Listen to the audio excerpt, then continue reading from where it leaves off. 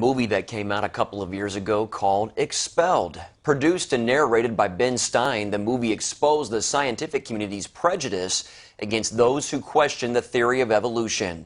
Dr. Caroline Crocker is one of the professors featured in the film. Her contract at George Mason University was not renewed after she referred to intelligent design during one of her lectures.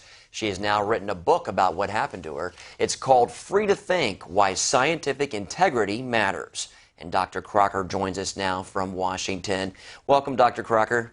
Thank you for having me. When you lost your teaching position at George Mason, you quickly realized you're not going to be able to find another position. Tell us a little bit about that.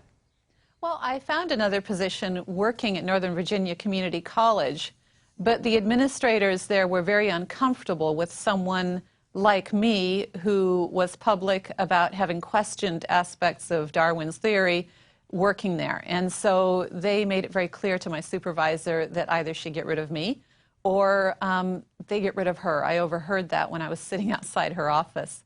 I then did work for a year doing research in cancer for the Department of Defense.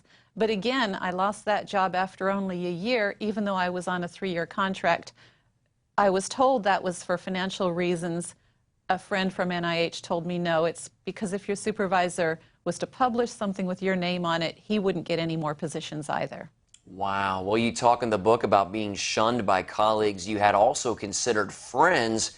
Once they knew you questioned evolution, were you shocked by that? I was. It was very strange that even when invited to talk about it, that I didn't get any return phone calls or any emails back. It was a very strange thing, especially from my mentor who worked with me very closely when I was at Northern Virginia Community College, that he didn't answer me. Interesting. Ben Stein's movie likens the evolutionary establishment to the Iron Curtain, where the free flow of ideas was denied. That wall fell. Do you see the wall preventing the free flow of ideas in the scientific community falling one day too? Well, I sure hope so, and I am working towards that. I started a nonprofit called the American Institute for Technology and Science Education, and the point is to make scientific integrity a household word, just like diversity is now, and increase the freedom within science, the loosen science from the holds of political correctness, financial benefit, and religious aspects, so that we can experience all the benefits of science. Seeing how all this played out in your own life and your career, would you do anything differently, Dr. Crocker, if you had the chance to do it over? No, I don't think I would. I think this is what I'm meant to be doing, and I thoroughly enjoy it. Now, the book has just come out. What has been the response so far from the academic community? I have not heard anything from the academic community. It's very interesting in that I have had communications from people in Italy and people in Australia and England saying they like the book, but there's been nothing from the academic community yet.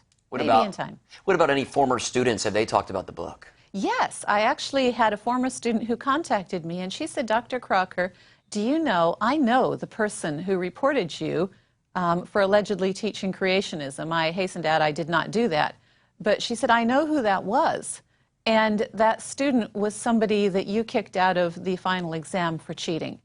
So it was very interesting to me that that lack of integrity led to more lack of integrity, because she then followed the person who reported, or who she thought had told me about what she'd done, and I had to put a stop to it. She then went to my supervisor and made a false allegation, which she did not put in writing. Apparently, she did ask many students to come stand with her, and they all refused because they knew that I was a good teacher and I had not done that. Well, I commend your efforts for bouncing back from all of that. You've taken some hits, but you still have a positive attitude and have written this book. It's important. The book is called Free to Think by Dr. Caroline Crocker. Thanks again for being with us, and we wish you the best. Thank you. Thank you.